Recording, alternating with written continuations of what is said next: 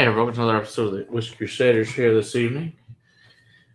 I know it's a little bit late, but karate went along, all that fun stuff. So we're here to talk about some lovely things, of course. We got several new movies we've seen recently and some new whiskeys we want to talk about, which we'll also get full reviews of these later this week.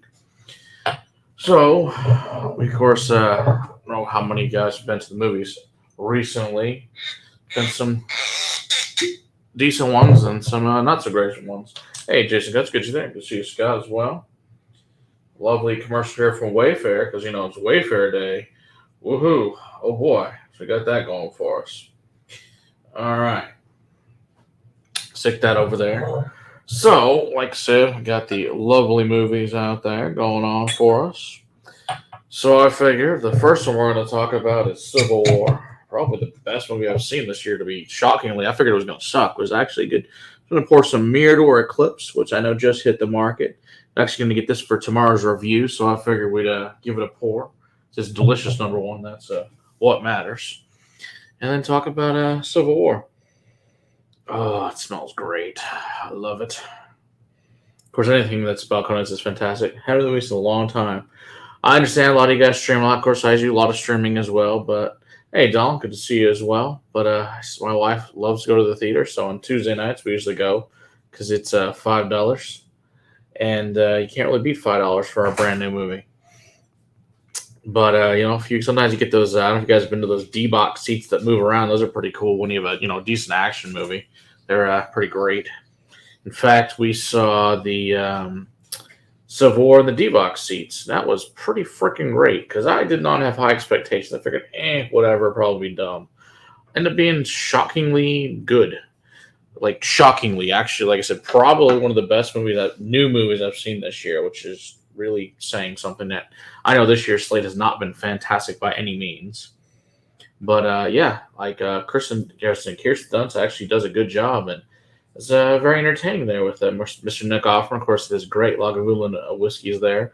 I know you got the new rum edition. I haven't seen it yet, but I know at some point we'll probably get it and give it a review. But of course, they still have lots of last year's charge sitting on the shelf as well. So whatever. I mean, I'd like to try it, but I think they have it for like $90. I'm not really interested in $90 in trying a rum cast Lagavulin. Maybe if it was cheaper. I mean, I'll try it, but I haven't had it yet, so we'll see. Hey, Ben Demon Hunter, good to see you there as well. But has anybody else seen the Civil War movie yet with Kirsten Dunst? And hey, William, I'll help you see you as well. If everybody's seen those, or if they're just like, most of you guys probably don't go to the movies all that often, probably do the streaming thing. I know I was looking at revenues the other day for most major chains for theaters is way down. Is really big. The only one that's really up is Cinemark, which is actually the one we actually belong to and go to on a regular basis. They're doing pretty well. I think they're up 26%, but everybody else is down, way, way down. So, what are really war ones? Yes, well, that'll be the second movie we'll be talking about with the Department of Ungentlemanly Warfare, which we'll get to, which we'll talk about that one here in a little bit. And Civil War is also a great war movie. So both of those, Andy, would probably be ones you'd like to see in the theater. Like I said, shockingly good. Very entertaining as far as their battle scenes go. Pretty damn good. Shockingly loud as crap, which was not really prepared for them. I realize it's called Civil War, but the way they shot it was interesting from the journalist points of view and just very unique. I hadn't seen anything quite like. Of course, the whole Western Forces, Texas, California thing is stupid. Other than that, it was entertaining. So that was Dunkirk. Wow. Dang, what year was Dunkirk? That was a while ago. I don't know what year that was. Was that before or after COVID? I don't remember. Just talking about older movies in honor of oh yeah, we did see that came through on Lord of the Rings. The Horse King finally shared the horse shoulder with my brother, and he really enjoyed it. Good, glad to hear it. Yes. Was it that long ago? Yeah, because I know he did die, I guess, yesterday? Yeah, yesterday. The Lord of the Rings dude. Dunkirk was in 2019. 2017? Oh my gosh, that's insane, guys. Wow. You guys really don't go to the movies very often. That is something else. But hey, whatever works. But like I said, that's why the theater is way down. I've also seen plenty of crappy movies this year, but yeah, there were some really crappy ones, to say the least. something okay, and then but like these have been a couple of better ones recently. Was Civil War, like I said, actually very entertaining, and the war scenes were pretty wild and pretty good, and it got some pretty gruesomeness in there about being a civil war, all that, but entertained nonetheless. The Lord of the Rings: The Two Towers was 2003. Wow. Well, that's great. That's when I graduated from college, but that's cool. So that was it's almost over 20 years ago. So yeah, like I said, Ben, I really expected it to be pretty stupid. Shockingly, not stupid. Actually, a good movie, which I was completely shocked by that it was actually good. So I was pretty interested. I couldn't go to theaters to see the last one because we're still locked down. Oh, that sucks. That sucks, Donald. That's too bad. That is a shame. Well, hopefully you can see it at some point in time. I'm sure you must have at least streamed it, hopefully by now. But yeah, so it was nice to see a decent film. And an A24 generally makes mostly horror films, but and a few other things. But this one they did really good with. I think they're about to hit 100 million for that one, so they've doubled their money on that. So not a bad deal for a pretty decent film. With a great whiskey here from Balcones Mirador, the Eclipse Edition, which is made with a rosé and wine yeast, so the alias, of course, then also a whiskey yeast as well. It's quite tasty. So I figured that would be a good thing since it's the whole Civil War thing. You got two sides and whatever, but it's pretty jacked up with the stuff in that movie with Mr. Offerman as the president in there. So I won't spoil the ending by anyone, but a very satisfying ending. Let's put it that way. So the Two Towers of 2002, The Return of the King was 2003. Wow, that's crazy. And my children, and yeah, I wasn't even married yet then. That's crazy. Also, there's no way how my wife would ever sit through one of those movies because, yeah, not her thing. She would be displeased. But yeah, the other thing about Civil War is pretty gruesome too, which I did appreciate. James, good to see you there.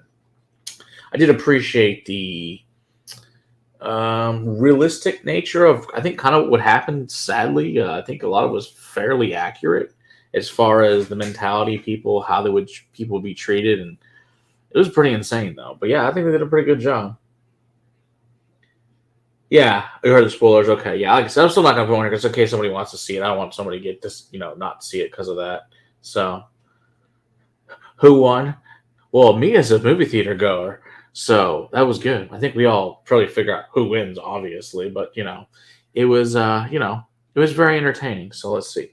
So last one I went to see on my own choice was the double premiere of Barbie Empire. It was great. 7 hours evening. Good grief. Yeah, I could have left. I could have made. I fell asleep during Barbie. I did watch it with my children. I passed out. Here, I watched it at the house. They got it on Blu-ray for Christmas. It was super boring. And Oppenheimer could have been cut off by like an hour. That'd been great. Didn't need the extra random crap in that one. Yeah, no, the ending's pretty shocking and pretty great. James, I was pretty happy with it. I heard the people who went with expectations were pleasantly surprised this for. Yeah, I went with no expectations, figuring at best it probably would suck and be some piece of crap. But no, it didn't really seem to have much of an agenda or anything. It was actually a pretty good movie, and I was shocked that it was a good movie and did a good job with it. I mean, I guess really there was not a whole lot of big name actors in it. Not that's really a surprise, based on it's A24. But maybe that's a good thing. I think you get less thing. It's kind of funny. I was reading, some of the preview stuff about it. It's like, oh, here's Kirsten Dunst, who was in Bring It On. I'm like, really? She hasn't done anything in 25 years. I think that was 2000 when Bring It On came. Actually, a good movie, but for different reasons. And it's a teeny bopper, hot cheerleader movie. But that is what it is. As far as Bring It On goes, did like that movie. But like I said, I was also, I think, freshman in college. The movie came out. Something like that.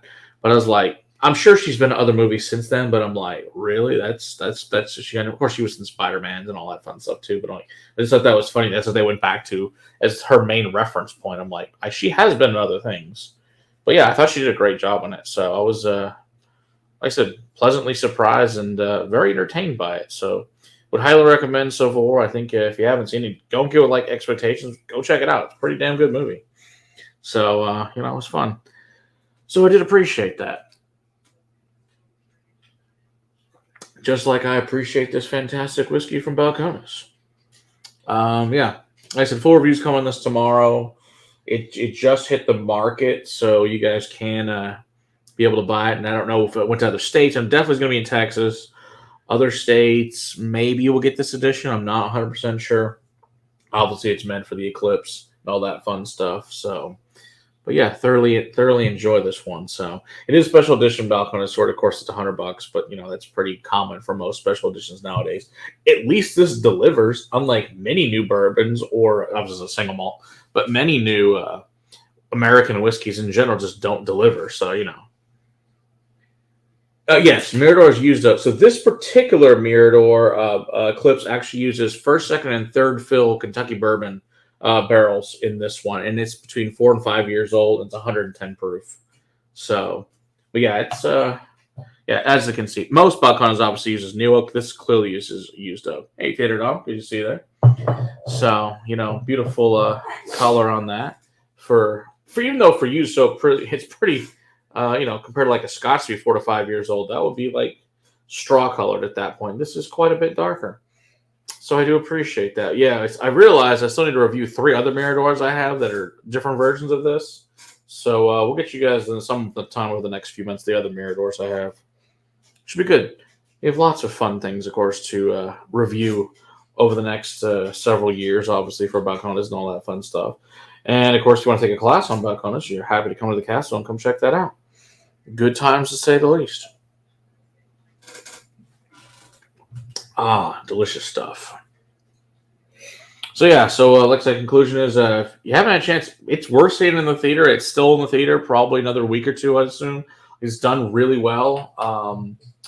It's beaten up on some other things, which I was really glad to see. An independent, and of course, A24 is a smaller independent company, puts out generally pretty good stuff. So I was really, like I said, really happy for them. Thought they did a great job with that. Looking forward to more things by A24. So great job on that part. So let's see here. So Andy says, tried my first Kings County whiskey last week. Holy crap.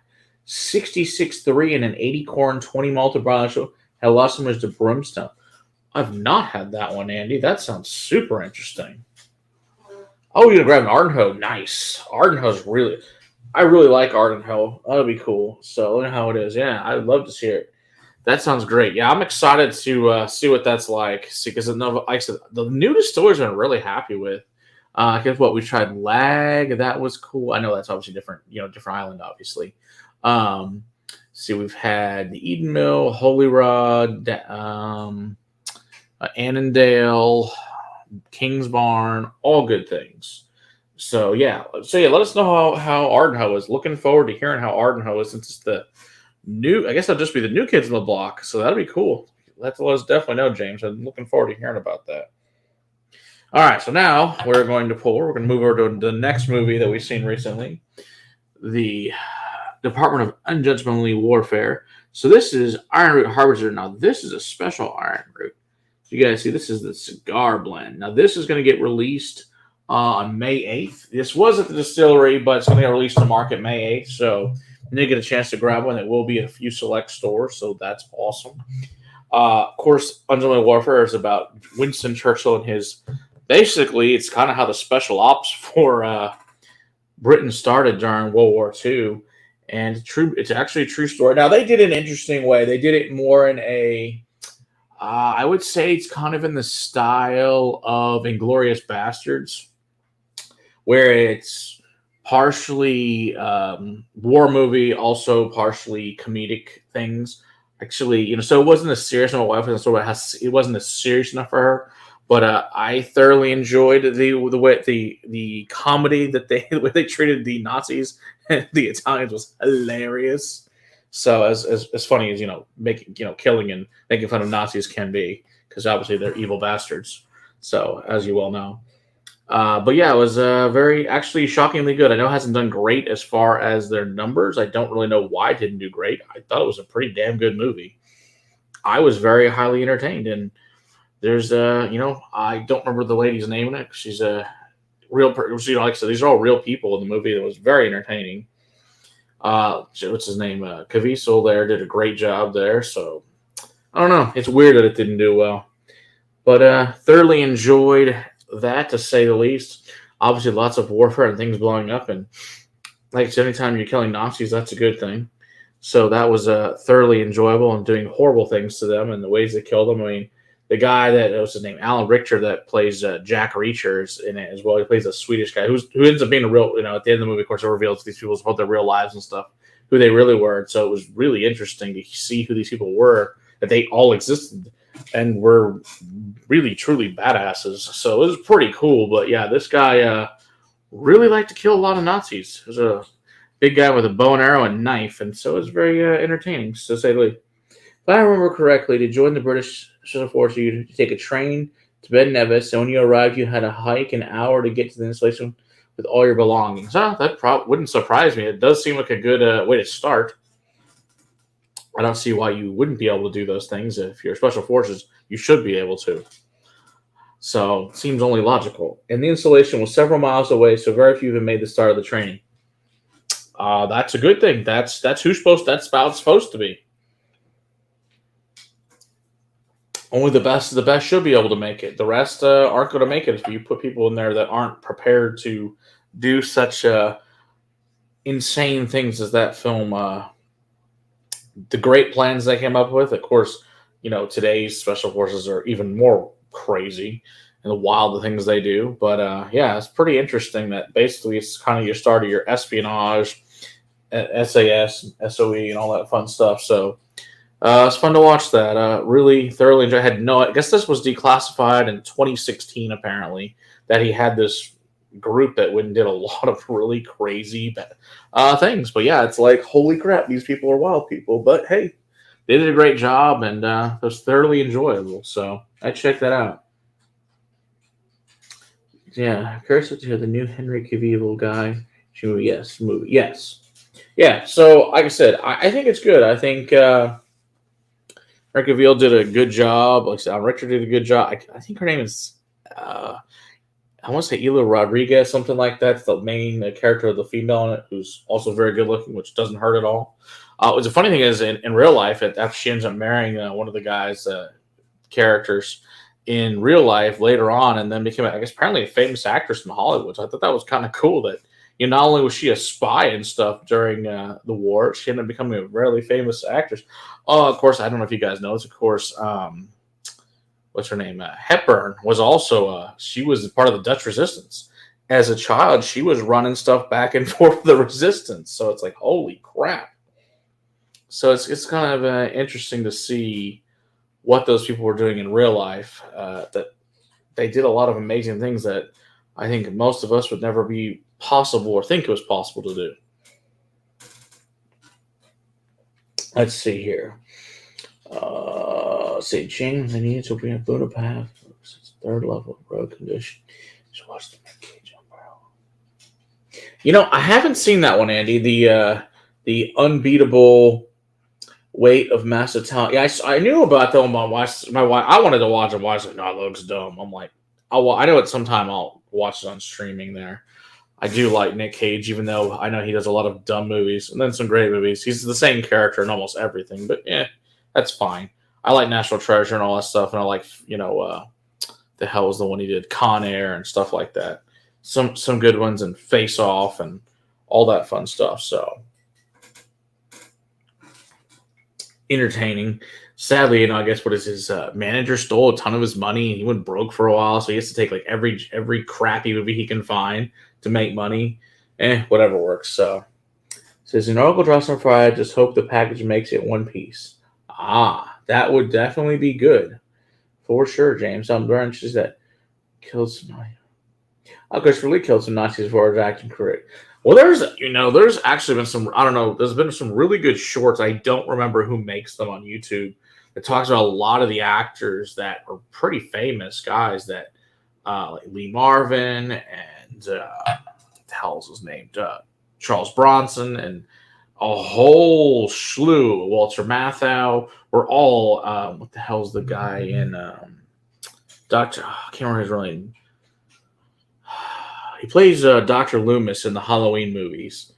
all of them were actual real war heroes, and it's wild. Yeah, of course, Ted Williams, he certainly did serve his time for sure. Anyone seen the movie, the Cage movie, The Pig, or was it Mandy about a cult biker gang? I don't remember that one, Ben.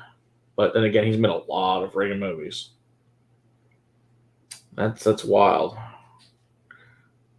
So you'd love me about Ted Williams based on World War II service in the Air Force. That would be interesting. I would agree. Of course, Ted Williams is an amazing baseball player, but yeah, the fact that he went and served his country during a war is pretty great, as of course most guys did back then. Um, yeah, but it is, of course, nowadays, gosh, I mean, there's really almost none that serve their country that are major Hollywood stars. But yeah, oh, it's funny they were talking about. I guess they were filming The Great Escape, and they were talking about, the director was like, blah, blah, blah, blah, about how things wouldn't happen. And they're like, no, I'm not doing it that way. They're like, why not? Because I spent 3 years in a camp. That's why. And that would never have worked. So that was one of the interesting things about The Great Escape, that a lot of them, were in camps and stuff. And now some obviously, thank God, were not, and never had to have the horrific experience. But they're like, yeah, this is how we got out. Things like that. So it was interesting. And it's like, and somebody given, I guess, one of the guys a hard time in the thing is like, and I guess Walter Matthau went to the director and told, if you ever talk to him like again, I'm going to quit. Everyone else is going to quit on you because he's an actual war hero. So you can basically fuck off. So I thought that was really interesting. Oh, yes, there's a great, The Catcher Who Was a Spy. Yeah, that's a great movie. It's with, what's his name? Mike from, what's it? Paul Rudd, I guess. Yeah, it's Paul Rudd. That plays it. That's a really, really good movie. Yeah, I just saw that actually on Netflix the other day. That one about that's pretty damn good there, Ben Demon Hunter. 70 pounds will look good. I have to wait till Friday to confirm. Okay. Also, about Mel Brooks and World War II. Yeah, he was also a big guy in the war. So it is interesting how many of those guys were real, actual war heroes. And then it wasn't just like they flew one, like our Jimmy Stewart. I mean, shit. He was so broken when they made, of course, It's a Wonderful Life, because he flew, I forget how many freaking missions bombing Germany. Oh my gosh, it's crazy, and he was just broken because of all the horrible crap. And most of the guys he flew with, they all died. It was horrible. Charles Bronson was a gunner, I think over Japan and stuff. I mean, I think he flew at least 50 something missions. I mean, crazy shit. And like I said, let's put it this way: Charles Bronson, he said he never even had 3 meals as a kid growing up because he was so freaking poor till he joined the service. I was like, and that's the thing today. People don't think about how really, truly, desperately poor people were back then compared to today. I mean, there's so many other programs or places to get food. There wasn't anything. You were just going to starve essentially. It's pretty wild.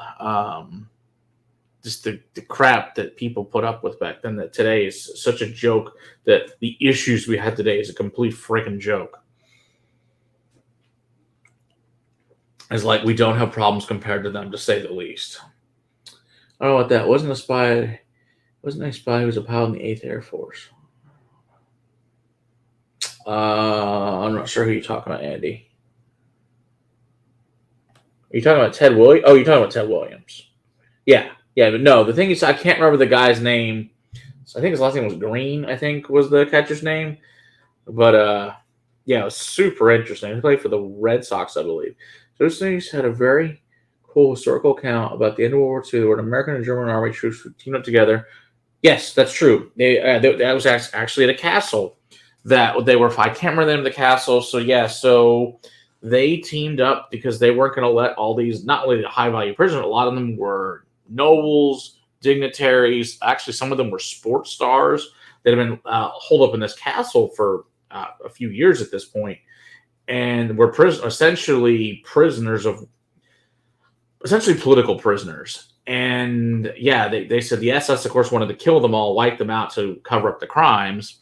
So the American division and these Germans got together to fight them off. And they did. And then luckily, I think it was a tennis star, I believe, he was able to break out of the castle and run to find some other American troops who ended up bringing in Sherman to end up winning that battle against the SS. Yeah, it's wild. It says 2 for 2, like the French Prime Minister sports celebrity. Yeah, Mel Brooks World War II would be a cool movie. It says Mark felt he was. Yes, exactly. And yeah, if you guys, like I said, we've talked about Mark Feldman before. He's amazing. It might have been Austria. I can't remember. But yeah, go watch the Mark Felton special about it. It's really, really good. So the SS who's guarding them, yeah, and they wanted to kill them all. Exactly. But yeah, that's a really wild story. I think it'd make a great movie. And for all I know, maybe they already made one about it. I don't know, but I don't remember what the castle's called. It's some kind of chateau. But it's pretty freaking wild. That's like it's a true story. It's just crazy. Speaking of World War II, we'll get to the other movie here in a minute. If you guys, we finished up. We Were the Lucky Ones. I don't know if you guys have finished off We Were the Lucky Ones yet. Don't want to spoil that for you guys. That's an insane series. If you guys haven't checked out the Lucky Ones on Hulu, go check that out. Really, really good. Really scary. All the horrible crap that they went through. It's wild. Yeah, right, Ben. Yeah, like I said, I don't know if they've made a movie or not about it, but if they haven't, they sure as hell should. It'd be a great movie, to say the least. I think would be significant about that. So, anyway, so this Harbinger cigar blend is they think this may be one of the very first cigar blends that's not finished. This is just so. I know they're making a special. This is the first release of their 10th anniversary edition this year. This also contains part of Barrel 1, which is Danica, and Barrel 104, which is Granger, which are Jonathan's kids. So pretty cool with Jonathan Licorice, obviously. And it's pretty cool that there's the oldest barrel in the Rick House. Some of it's included in here. There still has some whiskey in the left, but there is some of it in here, which I think is really cool. This is a great, great bottle, to say the least, of Harbinger. So, funny thing, I was looking through the list. This is my first Harbinger. It's only 115 proof. The rest are all higher. So it's just pretty funny that that's the case. So, but yeah. So check that out. And then we watched another thing recently. It's called The Interpreter of Silence. And that was wild too. That came out apparently last year. We watched it in German. If you guys haven't checked that out. It's based on an interpreter that they basically apparently didn't teach the kids anything about what the Nazis did during the war. It's like, that's crazy. It just didn't happen. They don't talk about all the horrible things they did. It's like, fine. We just won't tell the children what we did. It's wild. Do recommend that one. So it's like a 5-part series. But yeah, We're Lucky Ones is an 8-part series in Hulu. It just finished up last week. So check that out if you haven't seen it. So those are the good movies this year. Then we're going to get to the crappy movie that I just saw last week. Oh, yes. That's the first time you ever seen it and you watched The Bridge Too Far? If that's the first time you've seen that, that's wild. It's a great movie. Yeah, I really, that's got like when that movie was made, that is every A-lister you could possibly think of, and B-listers in Hollywood when they made A Bridge Too Far.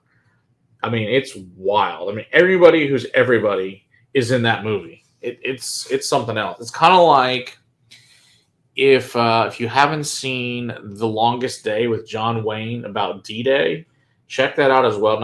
It's in black and white, but it's a very good movie. Check that out as well. I think that came out in the late 40s.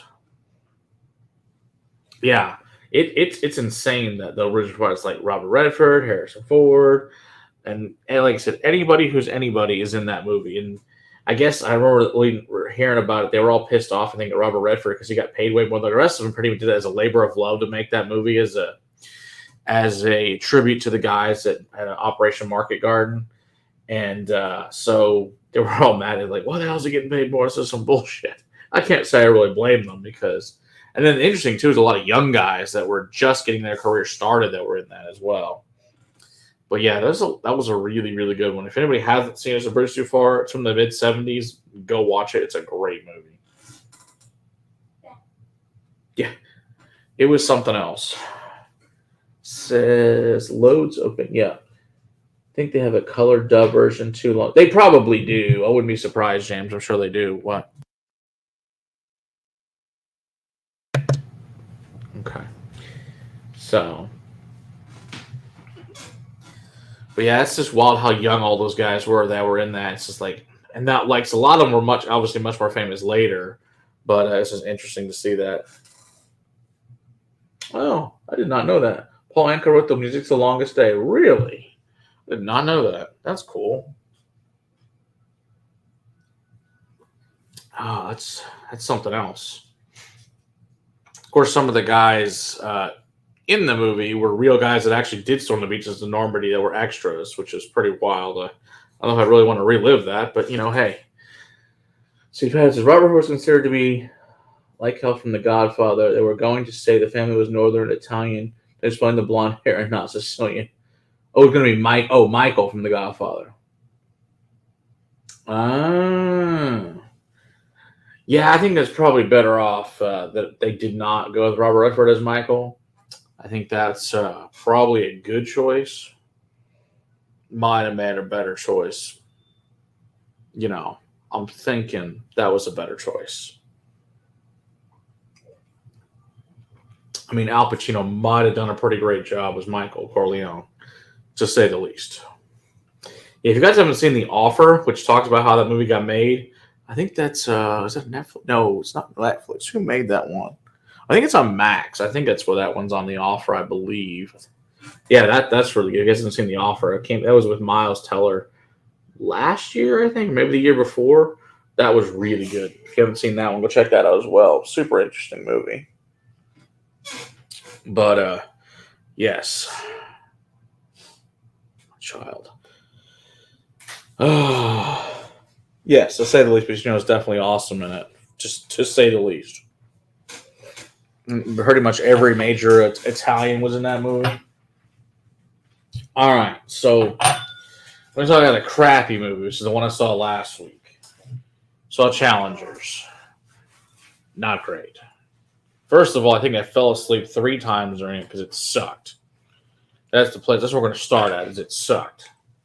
The only redeeming factor is Zendaya's hot. But other than that, the movie is not good. So this is why I'm going to pour peanut butter whiskey, because that's how shitty it was. This is punishment for having to go see that because my wife picked that movie and it was terrible. I would definitely not go see Challengers. It blows. But this is the Ranger Creek peanut butter whiskey as punishment for having upset to that crap. Let's put it this way. There was way more things I never ever want to see ever again. Hey, Spencer. Good to see you there. Yeah, what's part of that piece of shit? Well, it's these two tennis players and how their lives were intertwined. And I guess, they were roommates a long time ago. And then how one's life was really great and how one's life was not, was pretty shitty. And all the things that happened between how they got there, essentially. And, that so-and-so got hurt and blah, blah, blah. And then there were way too many wangs in that movie. I do not need to see that crap. It's like, really? It was like a homoerotic film. It was pretty messed up. I was like, you could have at least shown us something nice. But no, you got to see all that crap in locker rooms and other crap I didn't need to see. It's like, whatever. This is also the Castle Itter where the Germans in USA attacked us. Oh, okay. Thanks, Sandy, for putting that there. Where's Russia? I don't see films. Looking forward to Resurrection. I don't go see films. Okay. Oh, a hot dog factory. Yes, it was a hot dog factory. Way too many hot dogs. And I'm like, really? Really? Completely unnecessary. Like, didn't serve any point to the film at all. It's just like, geez. It's like, yeah, the movie just wasn't good. It was just, and then they're all terrible people. It's just not a good movie. It's like, who made this piece of crap? And it's like I said, it was boring as crap. I fell asleep, like I said, 3 times. It was not good. I would highly not recommend Challengers. That would be something I never ever see the rest of my life. It sucked. Although nothing can be as bad as, what is it?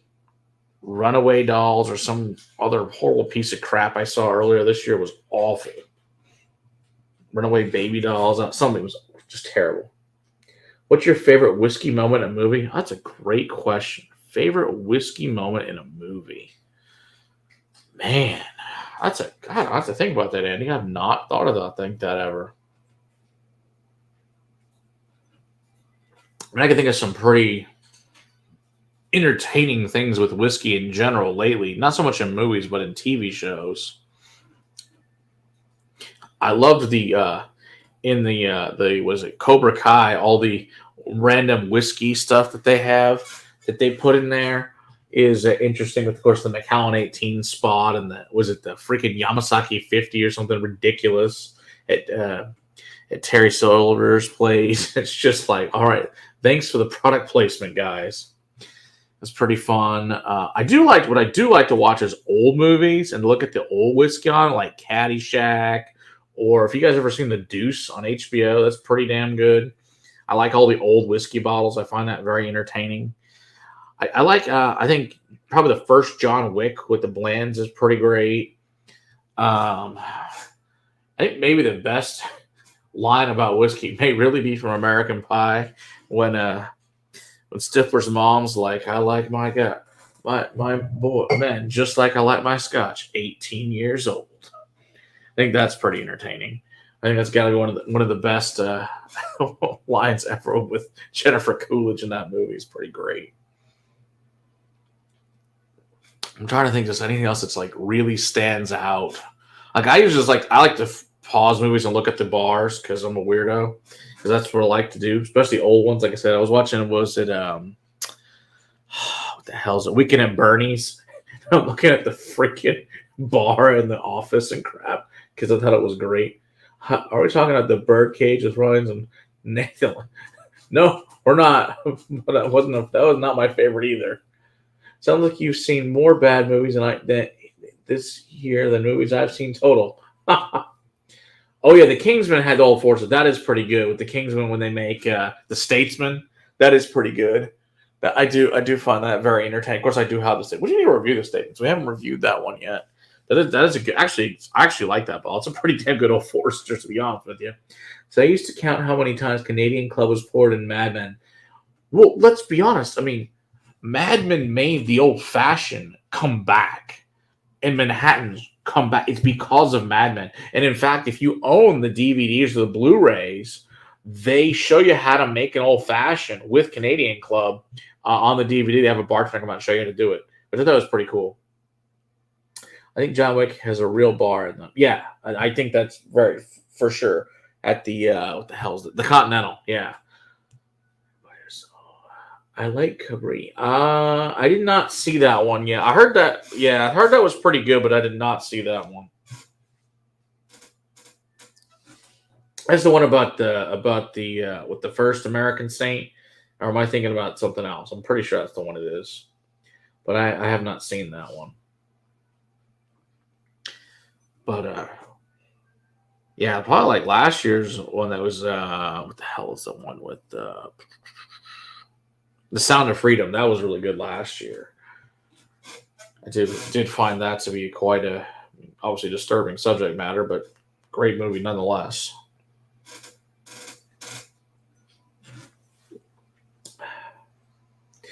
James Bond, Skyfall is Macallan Nice. You know, I have Skyfall. I can't remember if I ever. I'm sure I did, but Skyfall came out a long time ago. So nothing beats Stand drinking Jameson in South Park to try and fix becoming a cynical arsehole. That's awesome. Okay, that's pretty great, doll. I love that.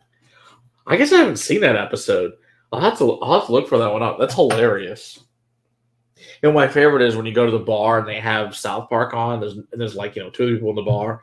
That's the best. And of course, they have the sound on so we can all enjoy drinking whiskey and watching South Park. There's just something classy about that and great. It's kind of watch that and watching it Sunny in Philadelphia. Oh, it's season 15. Perfect. I'll look that up. I'll have to watch that tonight. Thoroughly enjoy it Sunny in Philadelphia, and they're all horrible people and just great. Which is, the Band of Brothers has VAT 69, which is why, thankfully, Andy, you're able to get me that VAT 69, which is why I wanted it so bad because of Band of Brothers. This damn fly. Annoying little bastard. I don't know. I think flies, unfortunately, like whiskey because they suck. You want to chase them out of your whiskey and make them give it back. So, I think that's enough peanut butter whiskey. I think we're good. I don't really want to drink that anymore. So I think I'm going to switch over to this Eagle Rare pick instead. This is a goody pick, barrel 153.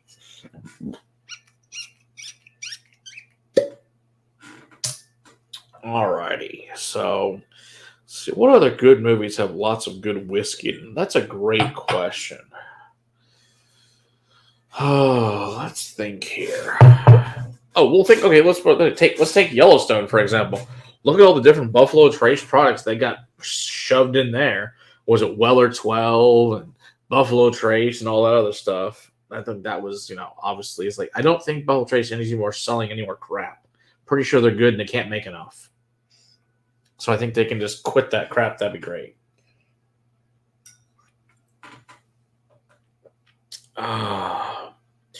It's funny when I was researching that old teachers episode, how many great old ads there are out there for whiskey. Like, I'd say this, there were not a ton of whiskey brands, of course, especially back in the 60s. I'd say some of their marketing was just brilliant, though. I think, maybe one night we should do it. Would you guys do that? Would you like to do a old marketing show about old whiskeys? And I think that'd be great for like the 60s or 70s or old marketing campaigns. And we'll put up a bunch of pictures of old ads from like magazines. I think that would be great. I think we got, I don't know if you guys enjoy that or not, but I think that'd be something fun you guys might like. I think billions of tons of fancy whiskey and you also said Weller 12. Right, exactly. That makes no sense, right, Andy? He's drinking fucking Weller 12. I'm like, really? You should be William Lou Weller at the very minimum. So there were big distilleries popular in American Old West. Oh, were there? Well, not really. Because, you think about this, because really your distillers really were basically Kentucky, Pennsylvania, Maryland at that point in time. You had a bunch of farm distilleries during that time, but you didn't go a whole lot west. And if you did go west, you got things like the Valley Tan in Utah and things like that. But a lot of places, especially back then, were really not conducive to making whiskey because the climate just weren't great. So, what do I want for Father's Day, Christmas? It's Yellowstone. Okay. All right. What did they charge me more pick it? Is it a premium? This wasn't bad. I think this was $17. Now, granted, I got this probably like 3 years ago, but yeah, it was like $17. It's a 375, but usually a pick's like $30 for a pick. It's usually not crazy. Now I know other places, of course, charge exorbitant amounts for them, so it sucks. But yeah. But the biggest distilleries, Patty, that you would have back then that are still existing today is Old Overholt. Old Overholt's been around since 1810, and that was thing like Doc Holliday drank that. Pretty much anybody drank freaking Old Overholt back in the day. Usually Grant, of course, up to JFK. A lot of those guys drank Old Overholt because it's been around forever. Let's see here. I've heard of Old Crow from before 1900. Yes, Old Crow is old. Old Crow's, and it's, of course, named for Dr. Crow. Or has changed vastly different what it was then than it is today, but it has been around for a long time. It's hard to find big stores. West Mississippi back then, everything was in the West was small mom and pop. Yeah, exactly. The intelligence about whiskey, unfortunately, they were trying to get rid of it. Exactly, Greg, and that's some bullshit. Great movie, nonetheless, but the part about the whiskey is some crap. Well, I think the best thing at the end, the best line at the end of that movie is when they the Elliot Ness's. They ask him what's he gonna do that prohibition has been repealed. It's like it says, "I think I'll have a drink." I said, "Damn straight." So Old Overholt? Yeah, was drank by Old Overholt. It's been around since 1810. It's like it's still around today. It's by far the oldest brand that's been in continuous production for over 200 years now. But I said pretty much every famous person that was back then, it was the best rye in the market. Okay, let's put it this way. So when I started this, and this wasn't that long ago, I could only get a hold of, this is probably 8 years ago now. Maybe 8 years. You could only get a hold of about 7 ryes. Yeah, I like Old Overholt. I think it's solid. Old Overholt, the current version, there's 4 different versions. There's the 86 proof version, which is non-chill filtered, which is actually really nice, and it's like $17. You can get the Ball and Bond, which is about $27, also very good. The 114 proof cost you about $32. Love that one. And then the new 10-year cask strength, and that one is like $90, but it's fantastic. I think anything Old Overholt's really good. They're all made by Beam now. Prior to the National Distillery, of course, it was their own distillery, the Old Frick Distillery. back in the day. In fact, Old Frick's still there. It doesn't run by any means. It's a ghost distillery now, and it's completely run down. But I think it'd be cool if somebody went in kind of like what is that place, right? Castle and Key, the old Taylor, and redid it. It'd be really cool. So I do really like, of course, the PA rye. So it's good stuff. Now, obviously, today it's made in Kentucky. It's not, but it's a PA rye style. Very different rye back then, but that was the good stuff. Let's see. In the recent movie, The Killer with Michael Fassbender, the assassin, and pivotal scene was Tilda Swinton asked the bartender for a bottle of Brora, which she then drinks while talking. That's pretty great, Joseph. Yeah, I think we'd all like to get some Brora. That would be amazing. I have had Brora. Brora is really freaking good. But I do not have a bottle of Brora, but I would love to have one. But it is amazing stuff. It says Olaroa was once owned by Andrew Mellon during Britain. Talk about slightly problematic. Oh, but don't worry, Donald. Remember, they had a medicinal license. And shocking, Andrew Mellon mighty controlled the people that gave out the medicinal licenses. Just saying. That's why we had the American Medicinal Spirits, and there were a few other big brands that had I think there were 6 of them that had medicinal licenses. It's like, really, really? And basically it was pick and choose who got to stay rich and who got screwed. Everyone was sick and needed a prescription for their booze. It's some bullshit. The whole thing was a scam. Just waiting for assholes to get rich. Oh, but it did get this thing called the Mafia. That worked out well. Oh, yeah, Ben. Especially nowadays, Ben, man. Of course, back in the day, you had the Monongahela rye from Pennsylvania. You had the Maryland style, which is a low rye style. Like 53%, rye, rest corn, and 5% barley. For the most part. So, yeah, very different styles. But yeah, they really are good. I think you should check those out. Well, I'm not sure, Ben, what you have as far as American ryes you can get a hold of up there in Canada, but if you can get a hold of Sagamore and get a hold of Old Overholt, very different ryes. Give those a try. You can get a hold of Dad's Hat. That's another good one if you can get a hold of to try. To give you a really, really good Pennsylvania stuff. Of course, I'm sure you get Alberta Premium being up there in Canada, but considering you're there, it's quite nice and great Canadian style. So, this listener interview about Port Allen reopening. They mentioned Brora. Hold on a second. Go back up here. Oops, don't push that button. Come on. Sometimes the silly chat doesn't like to function. I got to get the freaking mouse out because I'm not a professional with this thing. Let's see. Listen to an interview. So I did watch The Killer. Remember that scene? A very slow burn of a movie. Okay, I did not see that.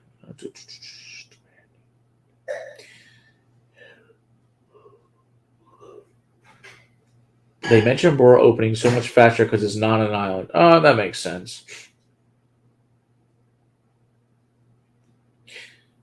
Yes, she is. Did any bootleg distilleries that came out during Prohibition become legitimate and popular after Prohibition was repealed? Okay, give me a second. Let me think about that.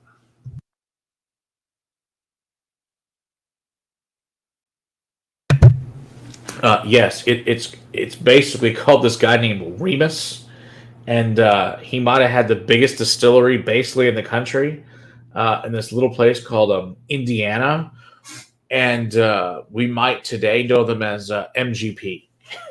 Now, I realize that's not MGP only didn't come until 2011, but you had Seagram's and some other brands prior to that, so just might be a wee bit, they would, in fact, Remus was by far bigger than anyone else's. And of course, you forgot to pay everybody off and do quite a good job, so that might be fun. So that would be my, I want to say, would definitely be Remus's stuff. Good guess for product placement. Yeah. Apparently Laws is 100% rye. That's wild. Never seen that. I do have a Laws rye. It is friggin' weird, Andy. It is definitely one of the weirdest ryes I've ever had. Oh, Rittenhouse is also really old, Benjamin. That's another good one. Walter 101, that's a solid right now. In fact, Wild Turkey got to the point they were making, let's put this, rye was such a non-wanted product. They only made rye one day a year at Wild Turkey for years and years and years and years. One day a year. Now, of course, they make a lot more of it because there's a demand for it. But yeah, once a year they'd make it just to basically keep up the production of it. And that was it. It's crazy. Oh, she's for this. Yeah, I don't know. The new stuff, well, first of all, is going to be crazy expensive. The new Port Ale and the new Brora. Most likely, yes. I'd like to try, but I'm sure it's going to taste totally different. There's no way it doesn't. It says the Obi is a ton of Sagamore South Markdown. It's just, oh. Yeah, Sagamore Cask Strength, actually one of my favorite ryes. I love Sagamore Cask Strength. Yeah, that's a really, really good rye. If you can get it for cheap, Donald, I'd pick up a Sagamore Cask Strength if you don't have one. I think it's fantastic. Really, Lost Rise available there. Interesting. Important family. That's cool. The JD Bonded Rye, I thought it was quite unique. Yeah, I think that's a good one, James. Especially for, I don't know, I think here that the Bonded Rye is like $30. I think it's worth. I think it's great for a 100 proof rye. Man, if you can get a hold of a JD rye, oh my gosh, the cask strength ryes they put out for like $60 are stellar. I've got one that's 141, I think 7.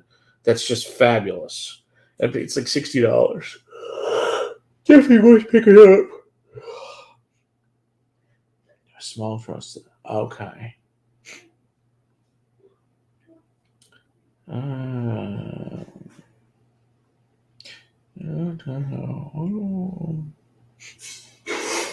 Yeah, Unicorn, obviously, like you said, Ben, is the that special edition single barrel barrel proof rye. Thankfully, I might have a few of those. I've got at least 2 that are the 2020s. Then I've also got another couple other single barrels that are just the newer ones that are really good as well. This is the problem. It wasn't great whiskey until it crazy age statements. The pressure they're under to make good stuff is huge. They just run their stills while they're on. Wow, that's crazy. Says the bond is % cheaper than here. Okay.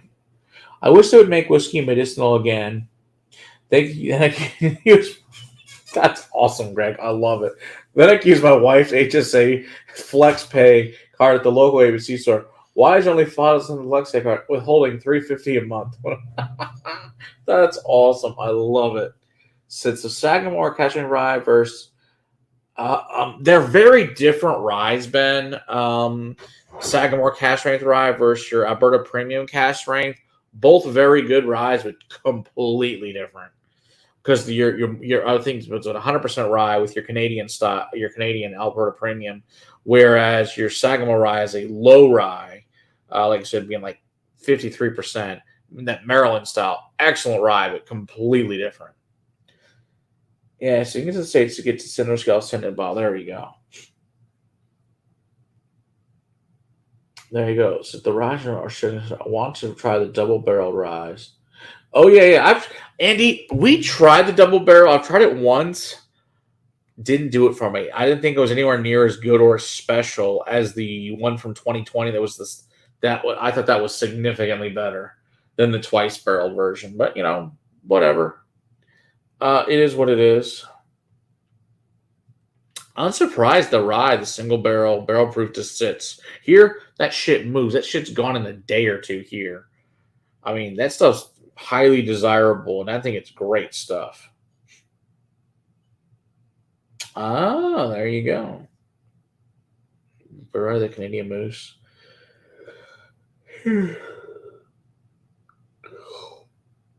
So why are whiskeys that are colored considered less good? Are you talking like Scotch Patty? Are you talking like E150A? Now, I personally don't care. As far as, as long as the whiskey's made well and tastes good, when I call them, whatever, as far as scotches. I know some people poo-poo it all and blah, blah, blah, and are all pissed off about it, but some of it it's a marketing choice. Now, if it's the point where you put so much coloring into it that actually affects the flavor, different story. A lot of people are just purists, but even though it's allowed by the SWA, so I don't really have a problem with it. But like I said, I kind of like it. It looks pretty. Like I said, it's a marketing thing. It doesn't really matter. But yeah, it's totally a marketing thing to make it look older or prettier. And part of it is to appeal to to the American market, because bourbon, being a new oak, is so much darker than let's say a 12-year Dalmore. Now, I am a big fan of Dalmore. I know people don't think it's all great, blah blah blah, because of the coloring. I could care less. I think King Alexander III is one of the best whiskeys that I've ever tasted. Even though it's at 40%, it's a fantastic whiskey. So it's totally what people think of that. So, it is what it is. But I thoroughly enjoy it. But yes, people will crap all over it, but it is what it is. But the locals aren't happy there, Andy, about Port Ellen reopening for sure. See, Jerry Miller's wife from northern British Columbia like my mother, and they go up and visit her through. Oh, there you go. So I just killed Method and Madison Mulberry because I've not had that one. I don't think I'd recommend it to anyone. Very bizarre whiskey. Okay, well then maybe I'll skip that one though. I was going to sample from someone at some point. That just sounds weird. Say, Patty, if you only can drink non-E150 whiskey, you don't drink so much stuff. Has at least a touch of it. Yeah, that's true. It's like very good job. Hopefully it was. Yeah, I like to have that Port Ellen. Like, even if it's a new 3-year Port Ellen, I think it'd still be cool. Yeah, E150 is the coloring. Yes, it's basically a caramel coloring essentially. It's using a lot of food additives, but there's multiple. There's A, B, C, D, and E. But in whiskey, you can only use E150A to color whiskey. The other ones do, I guess, different. They color it, but they do a little bit of additives to it. So you don't want to add those to your whiskey, but it doesn't change it really unless you add a tremendous amount to it. It doesn't make that big a difference. It's just a coloring agent essentially. But it works. But yeah, some people get all butthurt because their whiskeys get a color to it. I'm like, as long as it tastes good, I could really care less. It's kind of going to get butthurt about freaking whether it has an age stamp on it or not. Does it taste good? Then who gives a shit? If it's $200 and it tastes like shit, well, then that's on them. Don't buy it again. Problem is solved. Yeah, 40 plus years old, so any type of tasting is going to be expensive. The locals remember it, everyday drinker. Oh, that's interesting, Andy. I did not know. Well, because think when it closed in 1983. I mean, so don't really have much choice for you 40 plus years old. That's probably agree with you, Donald. The chestnut cast is probably the best one. I've only had the chestnut, the French, and the Spanish, and I'd probably agree. The chestnut's probably the best one for sure. Plus, the control the roads. Yeah, that's a problem.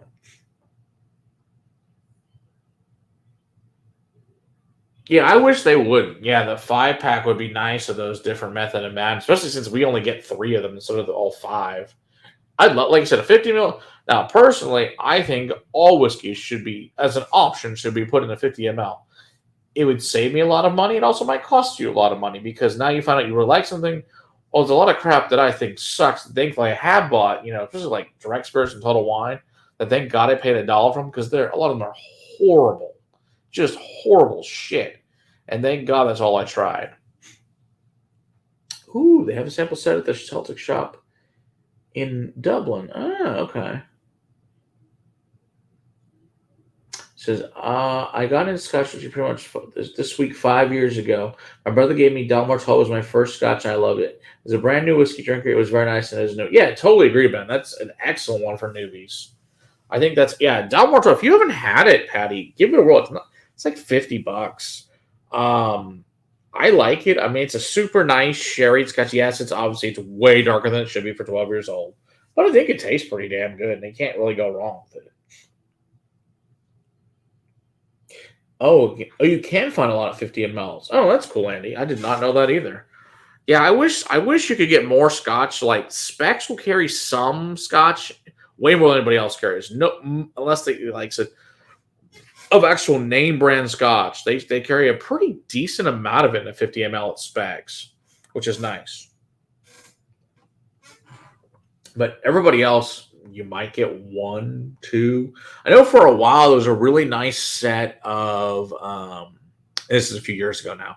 There's a really nice 3-pack of Balvenie, and you got the 12, the 14, and the 17. And there was an even better pack that had the 17, the 21, I think the 12 in it. It was like $20. Now, I know it's expensive for 350 mLs, but to include a 21-year Portwood, that's a $200 plus whiskey. I thought that was pretty great.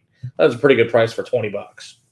And you get the 17 years is like $150 whiskey. So I didn't think $20 was bad either for that. I mean, the 12 is obviously $50, but yeah, I didn't think it was bad at all. So it was pretty cool. So season 15 episode is the Asperger's, Stan drinks Jameson and Will Cartman. There's the reason it was called Asperger's. Okay, check it out. Thanks to all. I'll look for that later tonight.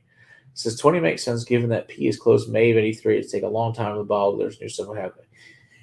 Oh, you have a few 83 PE bottles? That's awesome, Joseph. Yeah, I think I've never tried an 83. I've tried, I think, a 72 and a 76. They were both, I think, Scott's bottlings. They were both really good, but I've never had anything. That's very cool. My brother's friend still grabs and works 12 and gets as a notion. Hey, that works there, Ben. Yeah, as a bottling, just can't afford. Yeah, the old bottling. Oh my gosh, yeah, I can definitely not afford a real bottling of Port Ellen, to say the least. Way too expensive. Hey, Sam, good to see you. Check out Sam's channel, of course, as well. It says night drinking out with friends. Done. We're talking about open 14. Yeah, that's yeah. Those are nice ones to get a hold of it for a drink. You don't have to think about. Those are both perfect, man. Oh wow, that is pretty cool. From 66 to closing. Whoa, that's cool. Sample whiskey website is dramsdelivered.com. Oh, okay, cool. Thanks, Don. And these 20. Some of the indie bottles are great at a relatively okay price. Oh, yeah, exactly. That's the only way you can get it, Joe's right. Is the like you said, the whole indie way is the only way to afford it. That's cool.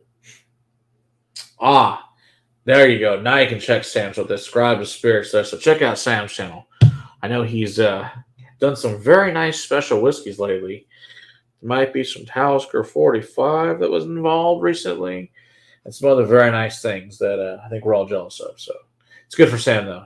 Does a great job. Also has a cool book, Introduction to Whiskey there. So, check all those fun things out from Sam. So, good times.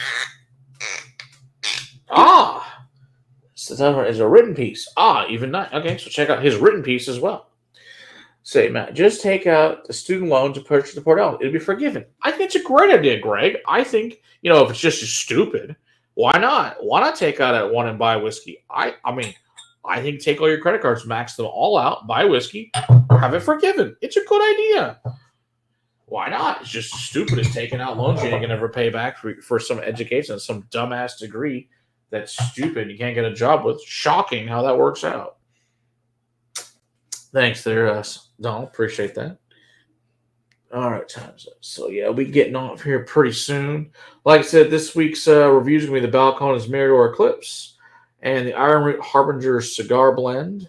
And so we'll have those for you guys. And then next week's episode, we're going to do a Scotch journey with Marty, which will be very cool. So you're a college. Well, good for you, Sam. That's glad to hear. Well, you were probably also smart enough, Sam, not to take out, $500,000 in student loans in, basket weaving as your major. Because I'm pretty sure you're a smart guy last time I checked. So, unlike some of these damn fools. But, whatever. That's their problem, not mine. I paid my student loans off a long time ago, thank God. But still, whatever.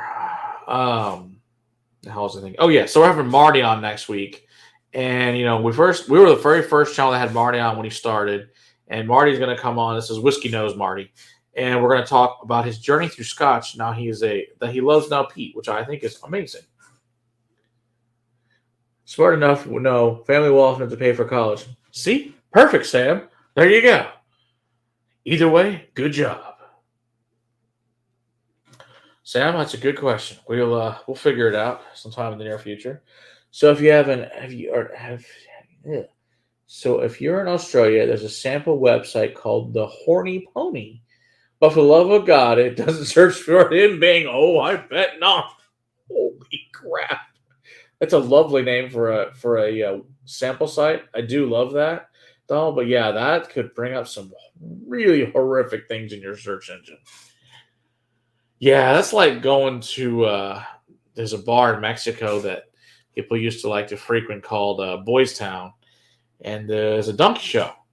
That's all you need to know. And use your imagination. About a donkey and a lady. I'll just leave it at that. And so, yeah, good times for people. Good times. Yeah, we'll figure something out, Sam. Sometime in the near future, we'll figure something out. It says Ken made the mistake and looked up. Ooh, ooh, ooh, ooh. That's painful. I bet they do, Sam. I bet LA has some very attractive female bartenders. There's a reason to go to California. You just look at the hot chicks pretty much. I remember going there because my best friend moved there when we were in fifth grade. So every summer I go there for a week to go hang out with him and my whole family usually go. And then some years I just went by myself. But it was great because we go to now they live in Orange County, so we go to places like Sega City and some of the other outdoor malls there. And oh my gosh, there's just hot chicks everywhere in bikinis. It's great. Now, of course, I haven't been there in years, but it was always really nice when I was a kid. And I thoroughly enjoyed it. That's all I remember. So yes, I'm sure that the bartenders are quite fabulous there. Hang on, it's story time. Yeah, I bet it is. That's awesome. Ah, good times to say the least. So look forward to Marty's journey into peated scotch, and we brought him to the dark side, and we're really glad about it. Says 1 year in Orleans and several LA folks. The attractive bartenders included went to kind of oh nice Sam nice. Coyote Ugly is definitely we got a few. There's one in San Antonio. Obviously the original one's in New York. Also nice movie. I did thoroughly enjoy the movie, but obviously going to the real place is definitely cooler. This is where hospital. Ooh, that's no fun, Greg. You want hot nurses, not 3 or 4 dudes. That's no fun at all. Nothing can prepare you for the difference between attractive women than going from Turkey to Greece. Just crazy. Oh, I bet that is interesting, Andy. I bet that's. I'm sure there's no doubt. Yeah, there you go. There's Marty Shell. Thanks, there, Donald. Appreciate it. She was the BFU. Okay. We're all pretty lit by then because the event we were in. Oh, it's for Tales of the Cop. Oh, yeah, I bet you were, Sam. It's literally easier to get free alcohol than water at this event. That's pretty bad, Sam. I mean, it's not bad, but I get it. Oh, yes, Sam, I wanted to thank you so much for the sending me that thing about that House of Bardstown. That was an awesome event. Thanks again. Really appreciate that. That was a great time. So curious about the Horny Pony. So if anyone wants to go to the Horny Pony to look for this shop, it's at hornypony.com.au. I suggest you should do that. Oh, Sam, it's all good. Just if you order it, my sister-in-law will be much appreciative because she wants to order a bunch of stuff from your store. So yeah, if you'll order that for her, she'd really appreciate that. Because like I said, she wants to pretty much order everything, but she especially needs rhubarb and ginger before she puts her order in. So yeah, you order that for her, that'd be great. So a couple of attractive women jumped up on the bar and started dancing. Yeah, that sounds terrible. Some horrible thing to have to watch. Pro tip: if you're a visitor store in Scotland, tell them it's your B-Day or your because they give you free portions of amazing stuff. That's what I want to hear, Andy. That's awesome. Okay, thanks, Sam. Appreciate it. Yeah, she'll be very appreciative because, like I said, she wants to order a bunch of stuff, so that would be great. But like I said, she needs a few bottles of that, so that would be super helpful for her. It says Heck Glenn gave us free cupcakes and a pour of teapot dram. Damn, Andy, that's awesome. That'll work. Yeah. I think she's gonna pretty much order what all the flavors Sam has, but she needs that one because that's her favorite, and they were out.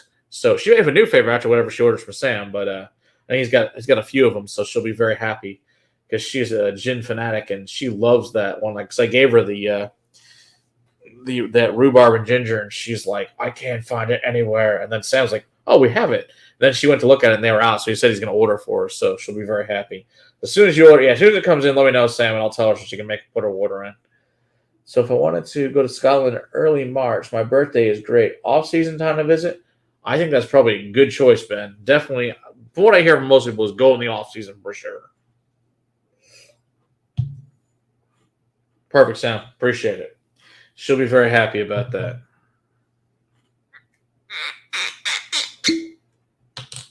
Yeah, because she loves her some gin, to say the least. She's got quite the very nice gin collection at this point. Says, my luck, if I had a hot nurse helping me take a leak, the wife would co-opt in Honesty, are you going to believe your eyes, or what did I tell you? Oh, Greg, that's awesome. I love it. Oh, that's too funny. So we went late February, early March, and loved it. Just very few tourists, most of the Zoe tours. Tasting were just me and my wife. Yeah, Andy, that's what I want to hear. That's freaking great. That's exactly the way to do it for sure. Says my brother's birthday in September is probably still regular tourist season. Okay. Uh, no, they're probably not for. It may be forever. To be honest with you, Sam, she can't drink right now, so probably not gonna happen. So it's just me. You guys are stuck with me, which is fine. We will survive. I promise. So Yuppers has some medical things she's got to deal with, so I don't think it's going to be happening anytime soon. Ooh, you got relatives from Scotland coming over, so well, that'll be fun, Donald. Should be very entertaining. Says the kickers that my wife and my birthdays are 5 days apart. Oh, nice, Ben. There we go. Yeah, there we go. Well, Eric helps out sometimes, so just depending what our topic is and if he's available or not. So, because he was here last week for the gin episode, and obviously at the castle, Eric's there all the time with me.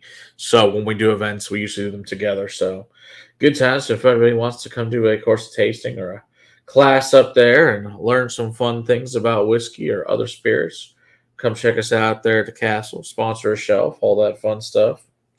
Oh, speaking of the castle, I did start. So for the first time ever, I did start a Facebook page for the Whiskey Crusaders Whiskey Castle and an Instagram. So it's got like 4 posts on it. So if you guys want to check that out and join that, that'd be great. Help us out. All that fun stuff. So those both exist now. So we got that going for us. It says Lefroy is about to offer an all-day tour with the mash tour where you do every step of the process. Plus, you fill your own for only 575 pounds. Good Lord, that's expensive. I like whiskey, but I don't need to do it that much. Not 575 pounds. It's really cool, but wow, that's wild. Okay, do it with Eric. We might be able to do that for you, Sam. Yeah, we might be able to do like a regular review. Yeah, we'll figure something out. Yeah. Just right, Sam. Yeah, yeah, you have a point there, Sam. What is this paying for the tour? Yeah, you got a point. Good point. Good point. Good point. Yeah, I know exactly that Boone or whatever it was. I know I've got it right in front of me, Sam. I know what you're talking about. Yeah, like I said, I haven't looked anything up because you told us not to. So it says benefits of being the buyer of a watch. This does help, Sam. There's no doubt about that. Right, Joseph? It better be like a fucking 30-year or some crazy shit for fucking 575 pounds. So, I mean, that's. Yeah, God, I really hope it's amazing or something like, fill your own damn bottle or come back and get it in 20 years or some bullshit. I got to try threw a frogs from the cast and filled my own 2 bottles from the cast that was matched. Oh, yeah, that one, Andy brought it to the opening of the castle. That thing is amazing. That is really, really good. Cool. You have to let us know how it is, Sam. We'll have to see how that goes. That should be interesting to say the least.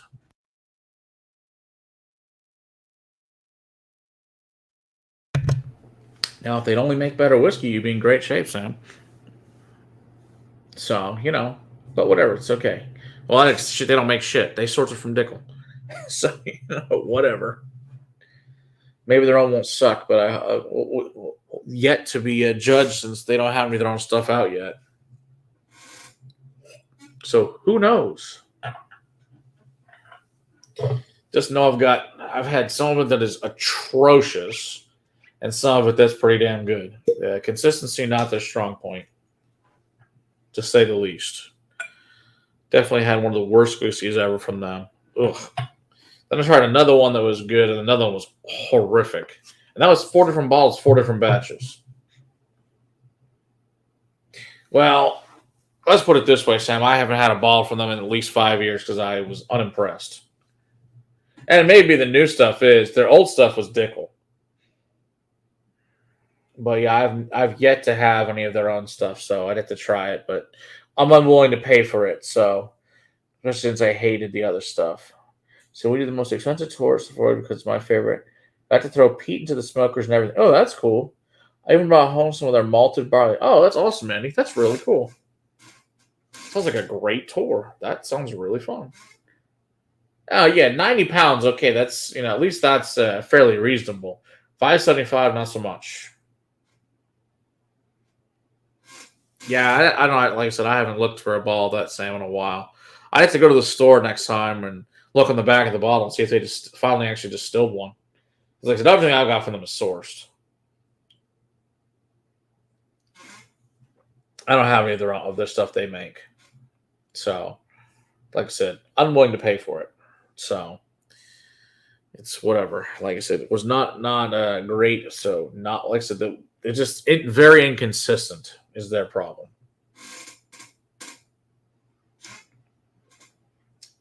Yeah, right. That's all I have, Sam. Exactly, is the source stuff. Yeah, I don't have any of their whatever the hell they're making now. Like I said, never tried it. Like I said, they have to send me a bottle for me to try the new one. I'm not paying for one. I'll tell you that right now. So it's just one of those things. Just not worth it. Pour a little bit more of this, and then I'm probably going to get off here so I can go and make the thumbnail and craft for tomorrow's. Yeah, Sam, exactly. Why should I? Why pay for it when they can send me a bottle? Yeah, who's supposed to get a hold of? Oh, yeah, I haven't tried that yet. So, all right, appreciate it, Sam. uh, let's see.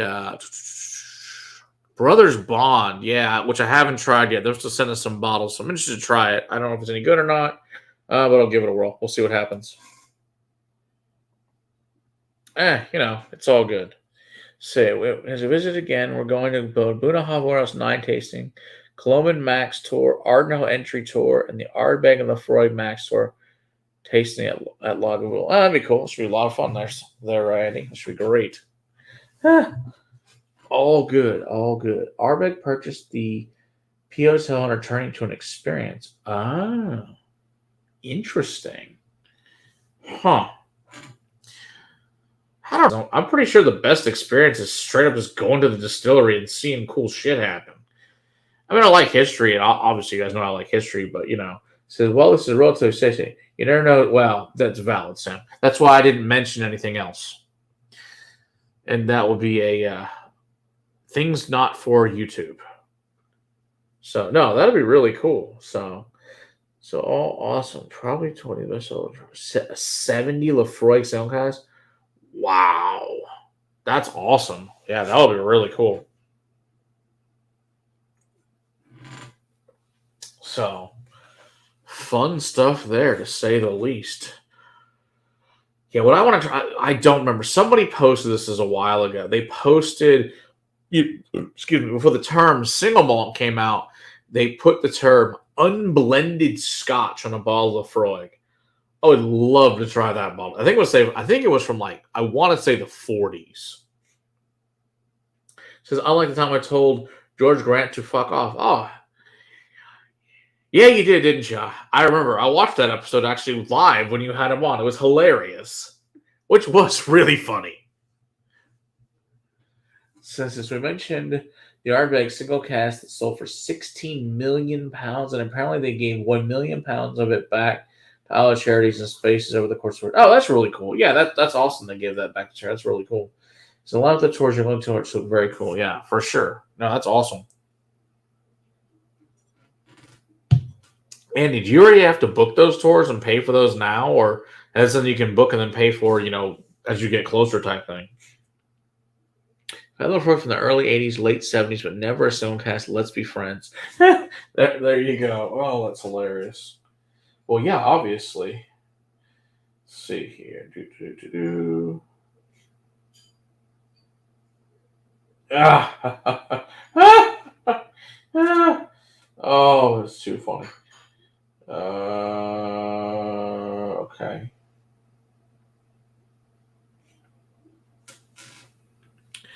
I will send that. I have to do something here in a minute that's important to get done. Let me send a text real quick, guys.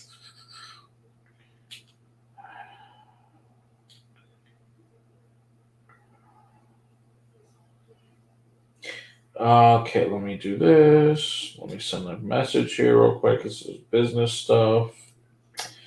And then we'll finish the show here in just a minute.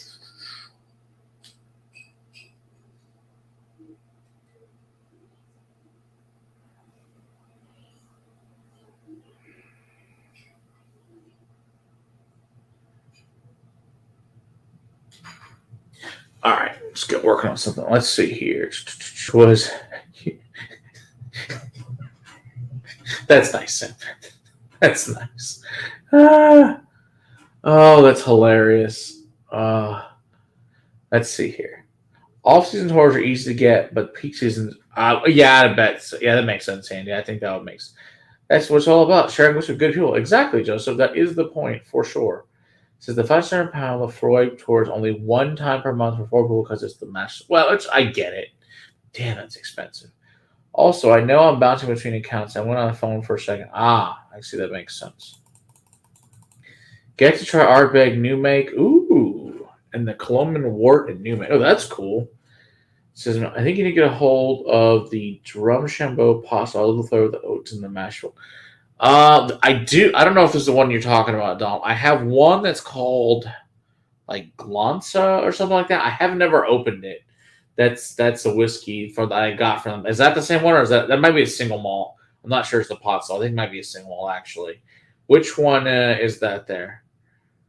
All right, night, James. I know you're in the middle of obviously it's in the middle of the night there, so good night there, James, and have a great day at work tomorrow. It says some single casts that are dynamite. Oh, very cool. Okay. Okay, it's different. Okay, it's different. Okay, yeah, I don't have that one. So then I don't. In fact, I don't think I've ever seen the pot still here, Donald.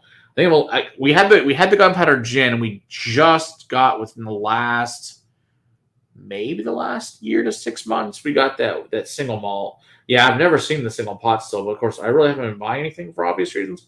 Since have a new business and I don't have another job, so kind of important not to spend money on stuff. So we don't. Like I said, that's why I like free whiskey is my favorite. Not that it's not always great anyway, but So I was shocked at the New Make cologne because it was super fruity. Okay, all their pee is hand cut by a guy named Derek, I think. And he cuts every summer. Oh, that's really cool. It's pretty awesome. You got the one guy that cuts the peat from them. That's really neat. There you go. That is really, really cool. Okay. Yeah, hopefully at some point, Don, I can try that, but I don't remember ever seeing it here. But once we start making more money, we can order some things at some point. But right now, the budget for whiskey you paid for is 0. So, not like we don't have anything to teach a class with. Just saying. We might have, a few thousand whiskeys up there. Only 3,000 plus them.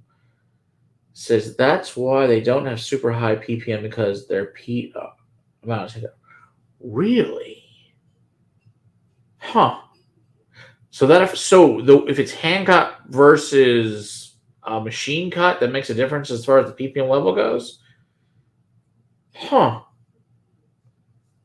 Oh, Joseph, if you need to try Coloman, it's great. I think yeah. I don't know if you ever gone to DFW or not, Joseph, but if you do, we've got at least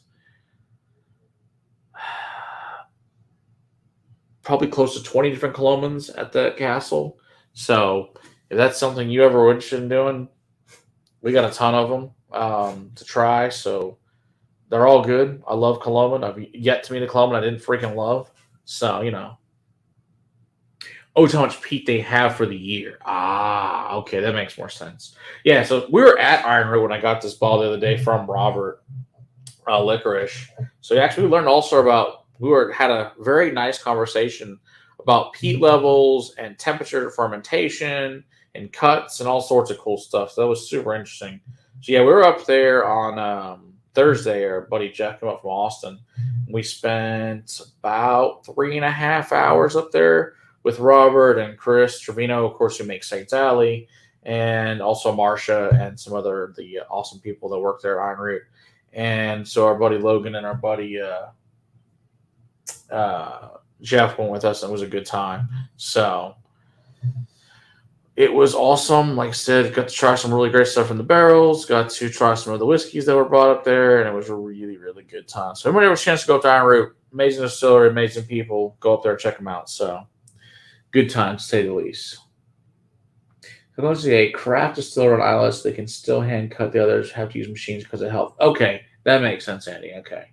So 11-year single cask Coloma finished in a Madeira. Ooh, that sounds really good, Donald. So I just went back to watch my video. Oh, yeah, there you go. Yes, Iron is definitely awesome. I drank from Barrel 1 of those. Yes, I have too. And in fact, some of Barrel 1's in this bottle. Yeah, Barrel 1's a great bottle. Great barrel, to say the least. Yeah, I've had Danica a couple times. Great barrel.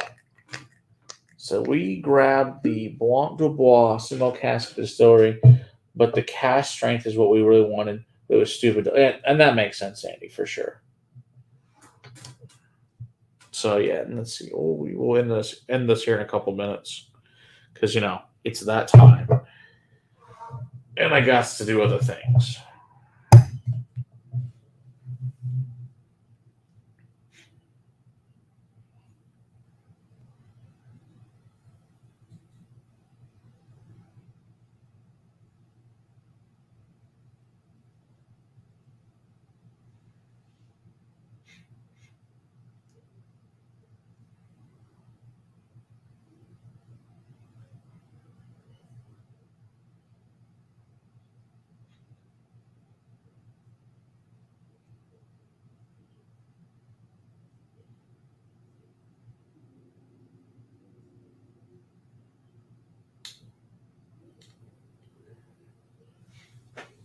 Anyway, sorry about that. I had to do some stuff there.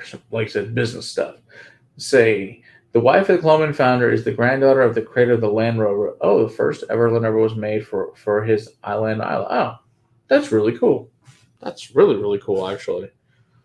I've ever been to a freaking land. I guess they're cool. Let's see. It says low Madeira cask is she have a Glengoyne distillery only bottle of Madeira cask and a Cavalon Souls Madeira that make for. Oh, I bet that is. Yeah, I do too. Yeah, the Colombian Madeira.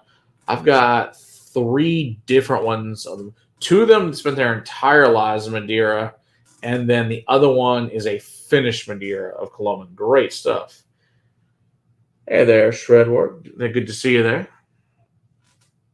But yeah, I agree, Joseph. Man, Madeira is special. It's hard to find a lot of whiskeys finished in it, but Madeira, I also like Madeira on its own. There's a couple of Balcones that are Miradors, that are Madeiras. That's what Dusk and Dawn that are from the Hack Winery. You also have Madeira. All 3 of the Andalusias in Madeira. I've got those there too. I don't think I've ever actually opened those. I need to open them at some point and give them a whirl. I'm sure they're very good. But yeah, ooh, Wolf for Madeira. That sounds awesome, Ben. Ooh. Oh yeah, the Carcass Madeira. That is a good one. I do like that one. And I forgot about that. The Lafroig Carcass Madeira. I do. That's like a 2016 bottling. It's quite good. It's fantastic, Sam. The Mirador Eclipse, to say the least. All right, you want to go again? If you want to go, if you want to get back home again, take a Land Cruiser. That's hilarious. Yeah, I think it's 2016, Ben Demon Hunter. I'm pretty sure. Yeah, so I only get it when Land Rover is when I can get a 4th car. There you go. Exactly. Yeah, I've not seen Wolfburn Madeira. That sounds really good. I'll have to check that out. That sounds awesome. I don't think we get that here. Is that a Canada only exclusive, Ben? Because I don't know of that one. Ooh, there's a Wolfburn 10 there. Ooh, I do love me some Wolfburn. Oh, Wolfburn's great stuff. Ooh, yeah, that's a distillery I really want to go to is Wolfburn, to say the least. Those are awesome people there. Tiny distillery there in Scotland, but great, great whiskey.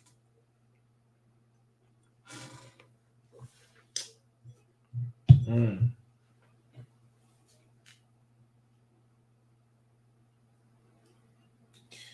Let's see here.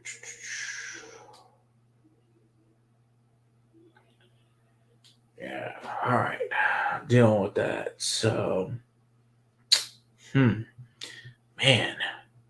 trying to, what year did they open? I guess 2014. Yeah, that sounds right. Oh yeah. Joseph, you hadn't had Joel Wolfburn. Wolfburn's really good. I really like their Scotch a lot. Yeah, if you haven't tried them, they're not crazy expensive. Give them a whirl. I like everything. I think I've got 5 different Wolfburns. I like all of them. They're all really good. Can't go wrong with any of them. I mean, give them a whirl. They make really nice whiskey, and like I said, they're really good people there. And it's definitely a place I'd like to visit at some point. I know I have a invitation there, just obviously to get to Scotland first. But someday I'll get there. Someday, but it's kind of this whole children need to graduate from high school. That's, of course, that's a few years away, and when they're adults, I can have more time to go visit places that are on the other side of the world. So there you go. Yeah, definitely, Joe's. Yeah, definitely keep an eye out. They're all good. Yeah, we need to review them. Like I've had Wolfburn on, I just never actually reviewed a Wolfburn. They're all good though. Need to do that for sure. A couple years ago, huh? I don't remember. Okay, I don't know. I have to figure that out. That sounds like a plan. Oh yeah, Locklea. Locklea is really good too. Yeah, I need to get. I don't have any. I've had it in the vault, but I've never actually had Locklea. I've never seen a bottle to buy here. Yeah, like I said, that's what I need more of is lowland Scotch. So much good lowland Scotch.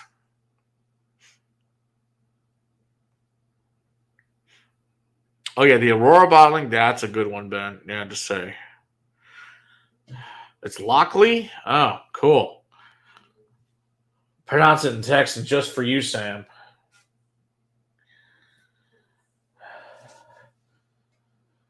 Ooh, that's cool, Andy.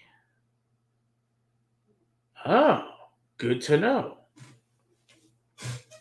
Good to know. Yeah, I don't know why we don't have it here. It's weird. Like I've had it. I think it's great for $50. I think it's great. That's the nice one. Like these new, I realize they're all like 5 years old or whatever. These new Lowlands, but I'm freaking impressed. And at least they're like $50. So they're at least reasonable, not just ripping people off, which I do appreciate. Okay.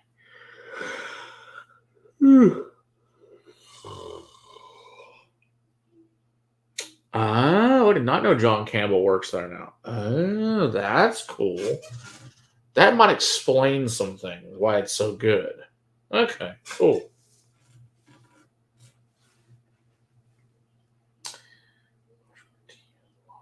Okay, let me send an email, guys, real quick.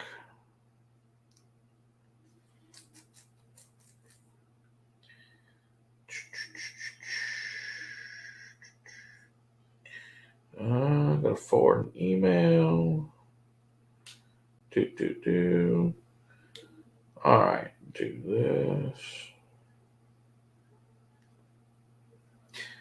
Forward this on. All right. Okay. There we go. That's dealt with. Okay. Ooh, that'd be cool. For sure. I left for his family. That makes sense. I'm hoping John's coming over to the States this month. That would be cool.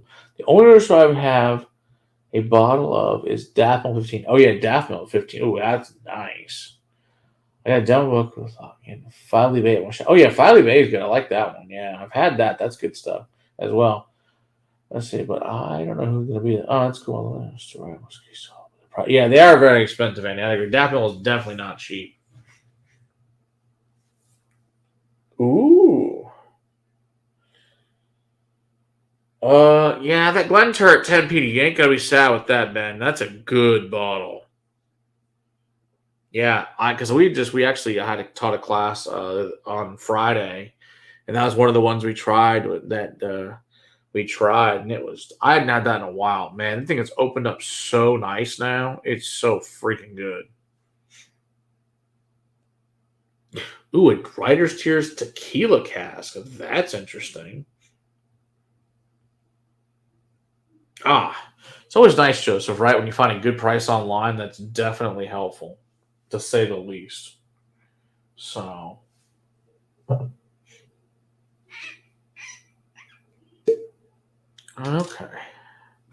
Charlotte.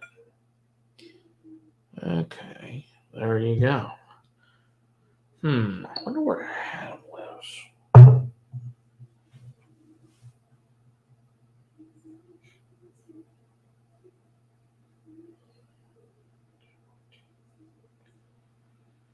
Oh, as far as I know, that went through.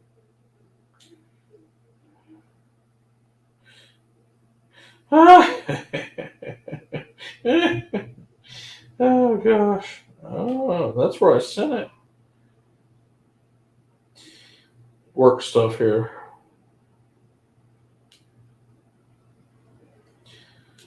Figure that out here in a minute. So, okay, that's cool. I've also seen the. Ooh, tequila finished Coloma. Ooh, that'd be cool. Yeah, I have a couple samples of Daffodil, but I don't have a bottle of it. I've only seen one bottle here ever, and it was expensive. It was like 220 or something. I'm like, yee. I mean, it's cool, and I'm sure it wasn't what I tried before, and I just don't want to spend 220. I have no idea the hell it's going to be. Oh, let's see.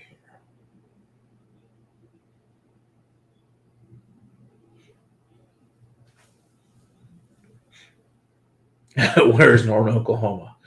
It's the middle of nowhere, Ben. That's what you need to know. It's the middle of Oklahoma, aka the middle of nowhere. Oh, really? Born in Broken Arrow? That's where my brother lives, Ben. That's hilarious. No shit. Interesting.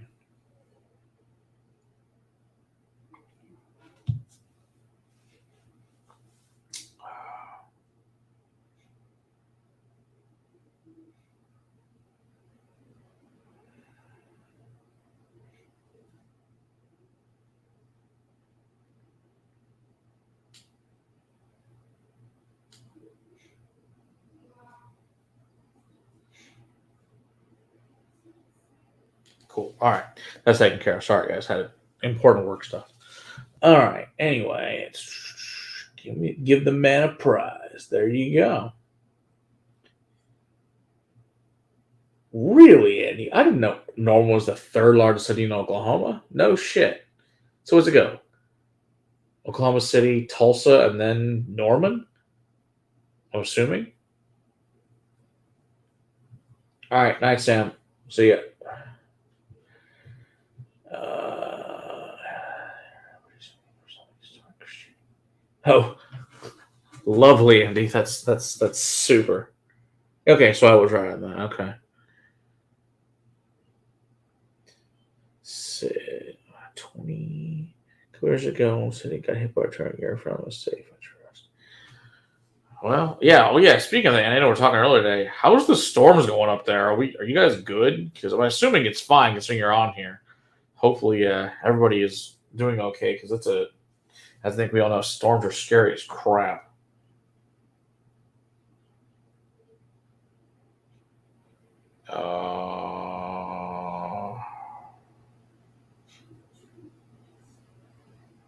Yeah, I don't know what the hell that is. Weirdness.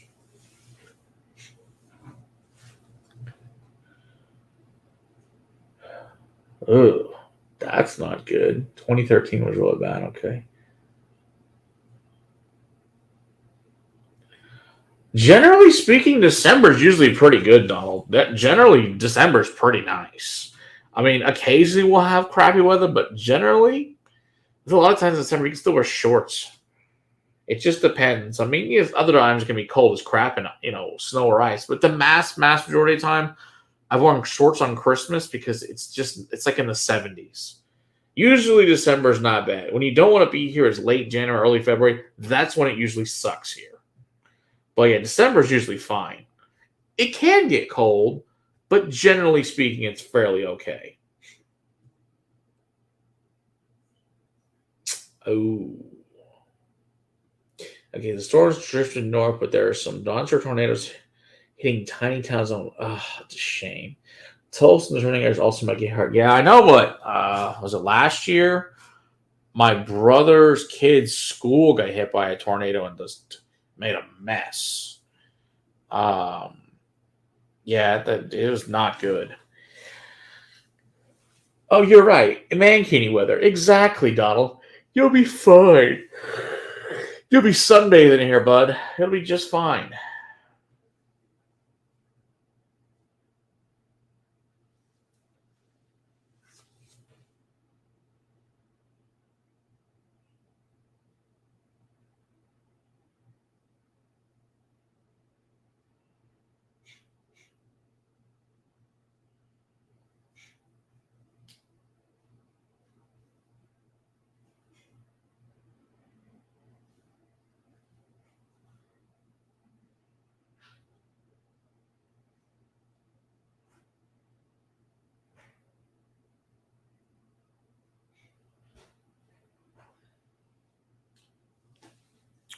Let's see. Yeah, balmy compared to Canada. Yeah, that's for sure.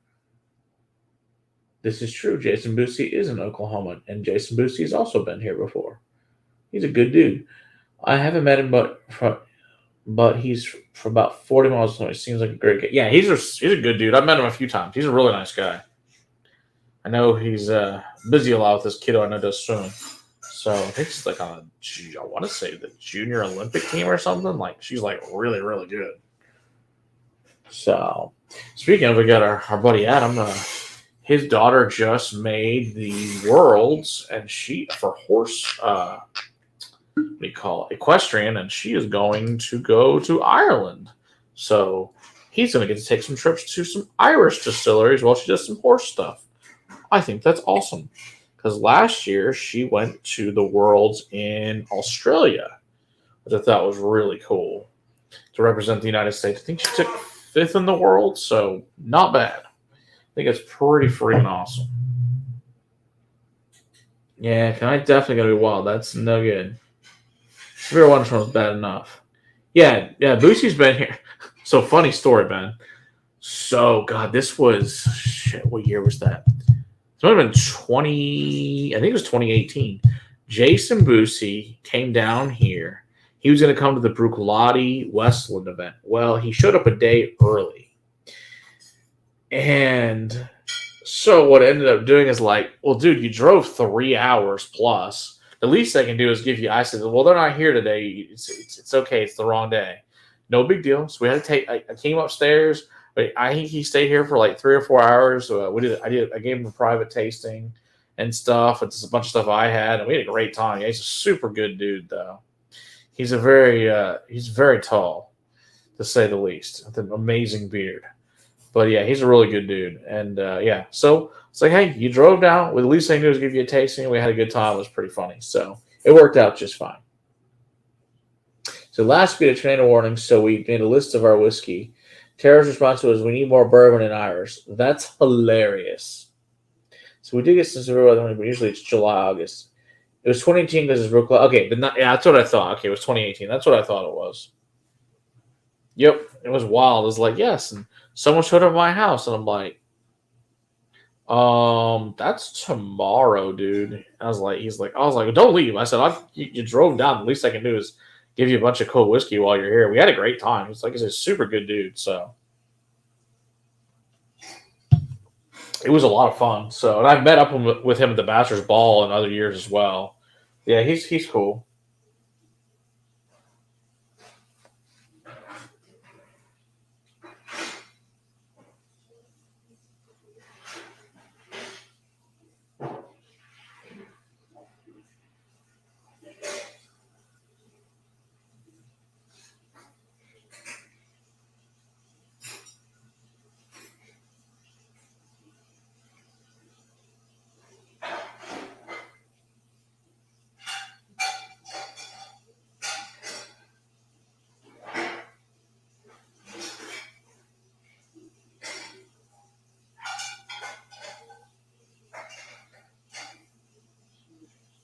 All right. Let's see. Yeah, good would make great was, yeah. I lose Edmund. Yeah, I think that sounds right, Andy. I think that's about right. So just would make rainbows out of rain. Yeah, that's true. 1 year during our annual Western Days rodeo season, Kyle, they had to shut everything down and went inside the area due to a tornado. That's scary, man. No fun. Really? You guys get severe tornadoes here from June to September, not to mention. Oh yeah, Derek shows are a lot of fun. Oh yeah, those are no good at all. This week's videos are Mirador Eclipse and Iron Harbinger, the cigar blend. So yeah, tomorrow will be Mirador. Thursday will be Iron Root. So it'll be good. So like horrific, I think winds. Isn't that right? The like rain and windstorms. No, those Chero things are Donald. They're kind of like crazy. Nothing that hit Iowa and flattened all that crap where Travis lived. I think that's what. I think it's a like crazy windstorm, before I remember. Thank God we get crazy. Now, granted, we get crazy straight line winds here, but they're not called that thing. So,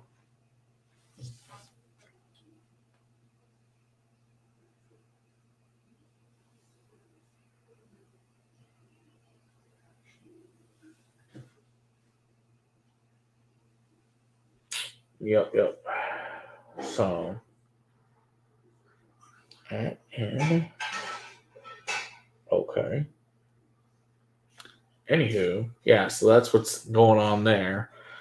So, like I said, next week Marty's going to be here. We're going to do that whole his Scotch journey thing. So I'll have to get with him ahead of time so I can have the stuff back from the castle so we can drink a bunch of really amazing Scotch, which should be fun. And I always like it, like I said, we convert a bourbon drinker to the dark side. We call that a good job. Only can convert more of them to the dark side, be in great shape.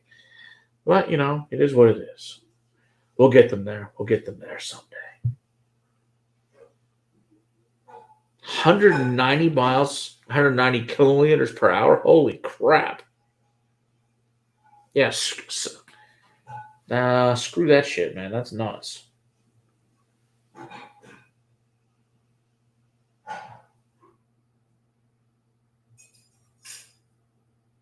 Um, it's. I would say it's closer to Iron Root than Balcones, Ben. That black corn whiskey is really freaking good, though. Yeah, if you'll really like it, man. I love that whiskey. I like to share it with people and surprise the crap out of people with that thing because there's no expectation. It's a whiskey from Peru, and people are like, "Oh, this is actually really freaking good," which is awesome. So, which is a nice thing. But I was like, "Yeah, if you guys ever have a chance to try black whiskey, buy black whiskey. It's like $50 and it's awesome."